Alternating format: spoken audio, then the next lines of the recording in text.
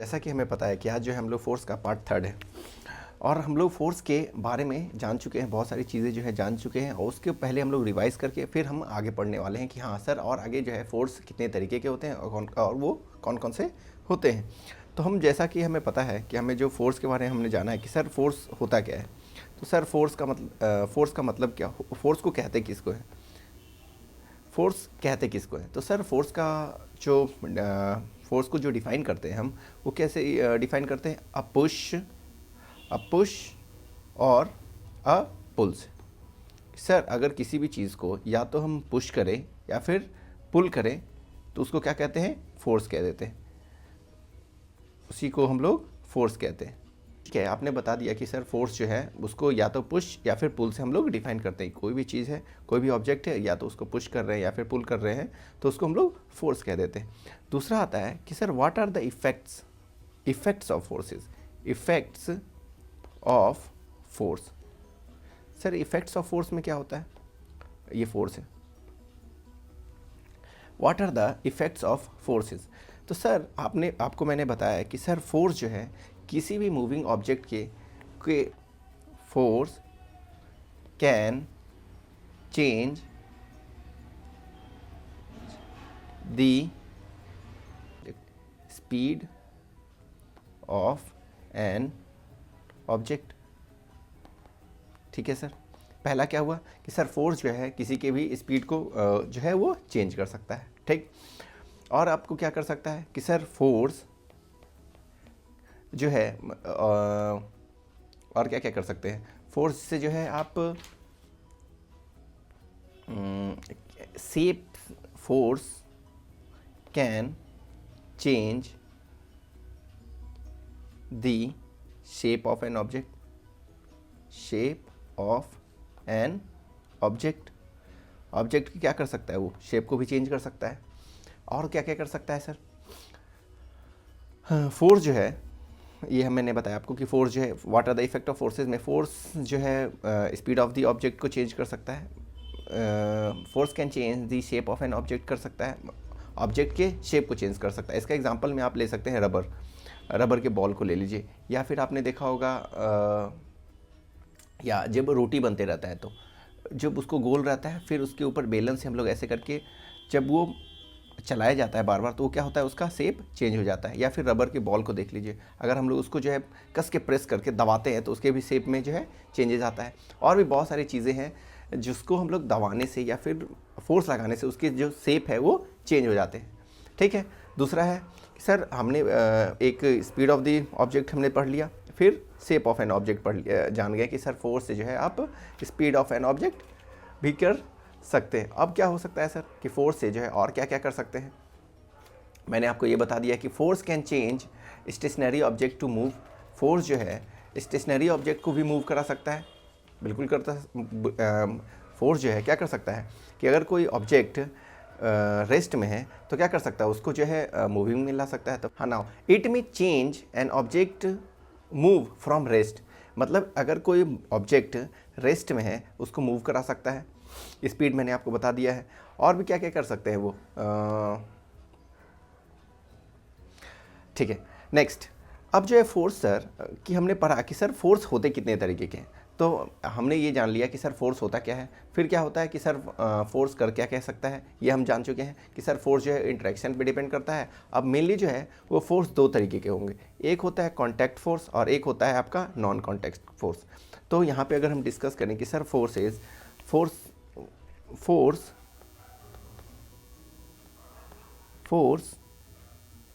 को हम लोग टू पार्ट्स में डिवाइड करते हैं। पहला क्या है, contact force, contact force, contact force. और दूसरा क्या होता है, non contact force, non contact force. Sir ये दोनों क्या हुए, दोनों फोर्स का मतलब क्या होता है कि सर जो फोर्स होता है वो नॉन कॉन्टैक्ट और कॉन्टैक्ट फोर्स कहते किसको है। तो सर देखिए, वैसे फोर्स जिसके बीच में दो कॉन्टैक्ट, मतलब दो क्या होना चाहिए, दो गो कॉन्टैक्ट होना चाहिए, कि जैसे ये है और ये, एक ये और ये दो ऑब्जेक्ट दिख रहा है आपको, इन दोनों के बीच में अगर कांटेक्ट है तो क्या कह दिया जाएगा कि कांटेक्ट फोर्स है। अगर हम एक बॉक्स को ढकेल रहे हैं, when we push a box, अगर हम बॉक्स को ढकेलते हैं, अगर हमने बॉक्स को ढकेला तो क्या बिना छुए हुए बॉक्स को हम ढकेल सकते हैं? तो सर नहीं, बिल्कुल नहीं। हम लोग क्या कर सकते हैं, हमें जो है बॉक्स को पकड़ के ढकेलना पड़ेगा। तो जिसमें भी कांटेक्ट करने की ज़रूरत पड़ रहा है, जिससे भी हम लोग छू रहे हैं, तो उसमें कौन सा फोर्स लगता है? कांटेक्ट फोर्स उसको कहते हैं। और वैसे फोर्स जिसमें जो है कांटेक्ट की ज़रूरत नहीं होता है, जैसे अगर आपके पास मान लेते हैं एक मैग्नेट है, आपके पास एक मैग्नेट है, अगर मैग्नेट से आप क्या करते हैं कि टच करते हैं किसी भी चीज़ को, आयरन को टच करते हैं। टच क्या, दूर से ही आप आयरन के पास ले जाते हैं मैग्नेट को, तो क्या होता है, ये आयरन जो है अट्रैक्ट हो जाता है टुवर्ड्स मैग्नेट।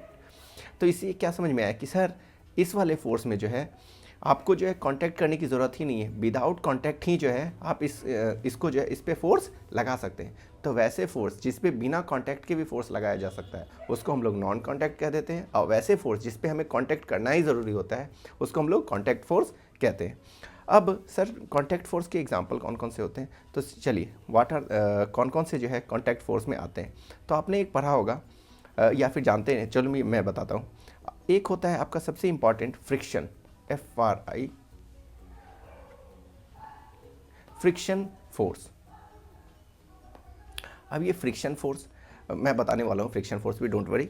एक फ्रिक्शन फोर्स के बारे में हम लोगों को जान लेते हैं सबसे पहले कि सर, और एक होता है मस्कुलर फोर्स, मस्क्यूलर फोर्स। अब ये दोनों के बारे में हम पहले जानेंगे। और नॉन कांटेक्ट में भी क्या क्या हो सकते हैं सर? नॉन कांटेक्ट में भी आपको जो है पहला मैं बताता हूँ, मैग्नेटिक, मैंने एग्जांपल दे दिया है, तो नेटिक फोर्स। दूसरा इलेक्ट्रोस्टैटिक फोर्स, इलेक्ट्रोस्टैटिक। और थर्ड हमारा ग्रेविटेशनल फोर्स। ठीक है, तो सर हमने पढ़ लिया कि सर एक मैग्नेटिक फोर्स, इलेक्ट्रोस्टैटिक फोर्स और ग्रेविटेशनल फोर्स। तो हम सबसे पहले अब जानते हैं कांटेक्ट फोर्स के, फ्रिक्शन फोर्स के। सबसे पहले जो है फ्रिक्शन फोर्स के बारे में जानते हैं। तो हमारा सबसे पहला जो है फोर्स है कौन सा? फ्रिक्शन फोर्स के बारे में जानना है। फ्रिक्शन फोर्स,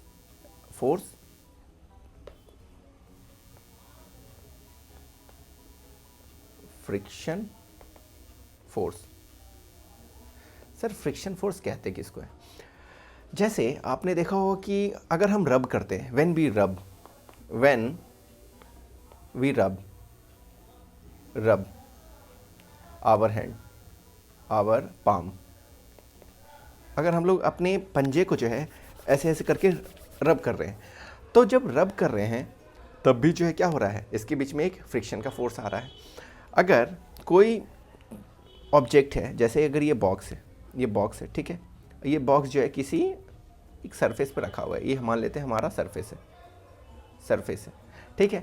अब आप क्या करिएगा, इस बॉक्स को सर इधर से आप पुश करना स्टार्ट करिएगा, ये पुश करना स्टार्ट करिएगा, तो ये बॉक्स और ये सरफेस दोनों आपस में क्या है, कांटेक्ट में है। बॉक्स और ये सरफेस कांटेक्ट में है, तो ये कांटेक्ट होने के कारण यहाँ पे एक फोर्स जनरेट होगा। इस फोर्स को इसी फोर्स को क्या कहते हैं? फ्रिक्शन फोर्स कह देते हैं। इसी फोर्स को क्या कहते हैं? फ्रिक्शन फोर्स कहते हैं। इसमें बहुत सारे अलग अलग तरीके के जो है फोर्सेस आएंगे। अगर आप एक बार बुक को जो है रीड करिएगा तो आपको और भी बहुत सारे पता चलेंगे कि हाँ सर इसमें भी ये जो है फ्रिक्शन फोर्सेस है। तो जब भी समझ लीजिए कि अगर आप साइकिलिंग करते हैं, जब साइकिलिंग की बात होती है, साइकिलिंग करते हैं, तो अगर आप पैडल चलाते हुए अगर मान लेते साइकिलिंग कर रहे हैं और उसको छोड़ देते हैं, पैडलिंग नहीं कर रहे हैं, तो क्या होता है, एक समय आएगा कि गाड़ी जो साइकिल है वो रुक जाएगा। ऐसा क्यों होता है? It's all because of friction के कारण होता है। ये क्यों होता है सर? ये फ्रिक्शन के कारण होगा। एक समय आएगा कि वो चीज़ जो है वो रुक जाएगी, अगर चल रहा है, और एक समय आएगा कि वो रुक जाता है। इसीलिए रुकता है क्योंकि वहाँ पे क्या लगता है? फ्रिक्शन फोर्स लगता है। अगर हवा में भी बॉल को अगर हम फेंकते हैं तो एक समय जाता है और वो जो हवा के कारण भी जो है उस बॉल पे फ्रिक्शन फोर्स लगता है। तो फ्रिक्शन फोर्स क्लियर हुआ हमारा कि फ्रिक्शन फोर्स सर एक तरीके का कांटेक्ट फोर्स होता है, और ये जब भी दो बॉडी या फिर दो ऑब्जेक्ट कांटेक्ट में होंगे तो ये फोर्स लगेगा ही लगेगा। ठीक है। अब एक और आता है हमारा कॉन्टैक्ट फोर्स में, मस्कुलर फोर्स। मस्कुलर फोर्स तो सर जैसे इस वाले बॉक्स को हम जो है ढकेल रहे थे, इस वाले बॉक्स को ढकेल रहे थे, अब यहाँ पे आप क्या करिएगा, आप अपनी फोर्स, आप जो है अपने हाथों से, अपने बाजुओं से इस बॉक्स को ढकेलिएगा, धक्का दीजिएगा, तो बाजुओं में ताकत लगाइएगा, मसल्स का यूज़ हो रहा है, मसल्स का यूज़ हो रहा है, इट मीन्स ये मस्कुलर फोर्स है।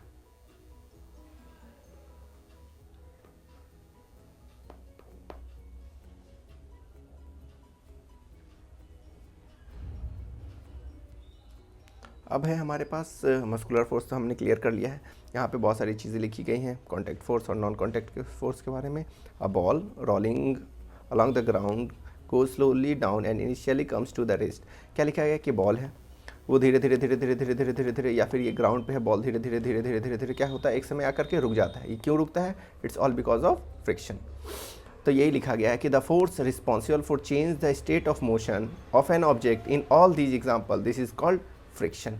तो आपको पता है जो हमने पहले पढ़ा है कि स्टेट ऑफ फोर्स में कि सर फोर्स जो है वो क्या कर सकता है, किसी भी स्टेट ऑफ मोशन को चेंज कर सकता है। मतलब अगर बॉल जो है वो चल रहा है, या सॉरी बॉल जो है स्पीड में है, वो धीरे धीरे क्या होगा, ऑटोमेटिकली धीरे धीरे वो स्टॉप हो जाएगा। वो क्यों होता है? वो फ्रिक्शन के कारण होता है। अब आता था मस्कुलर फोर्स कि सर मस्कुलर फोर्स, तो ये लिखा मस्कुलर फोर्स, तो मस्कुलर फोर्स इवन ह्यूमन भी यूज़ करते हैं, और इवन देखिए यहाँ पे ये लोडेड है, जो बुल्लोक कार्ट पे जो है ये क्या है, लोडेड है, ये भी मसल्स की द्वारा जो है ये काऊ जो है क्या कर रहे हैं, इसको खींच रहे हैं, तो यहाँ पे भी मस्कुलर फोर्स का यूज़ हो रहा है। अब दूसरा है हमारा कौन सा, एक फोर्स के बारे में 2 फोर्स क्लियर हो चुके हैं। अब एक लास्ट फोर्स है हमारा कि sir non contact force. Non contact force, non contact force में पहले मैंने आपको बताया है कौन सा, पहले बता दिया है। नॉन कॉन्टैक्ट फोर्स में हमारे पास है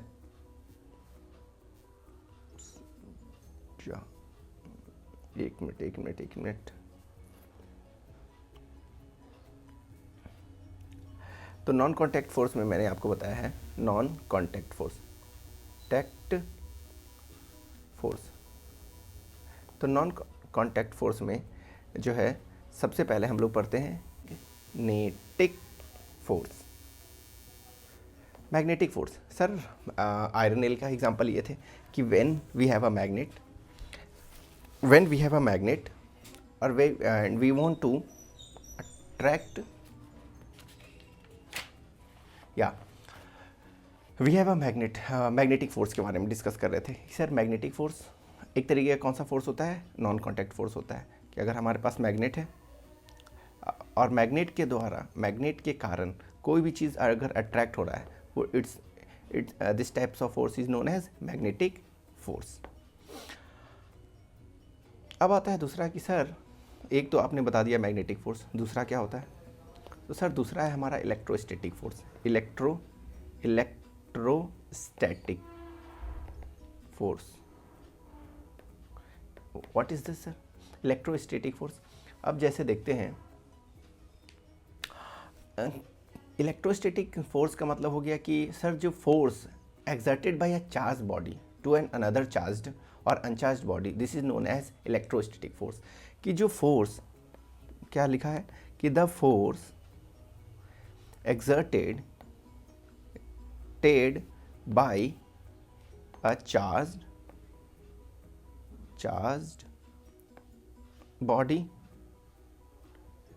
body on another charged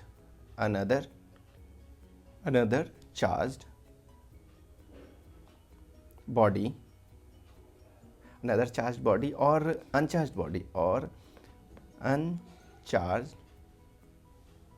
body another charge body हो सकता है या फिर uncharge body, this is known as electrostatic force.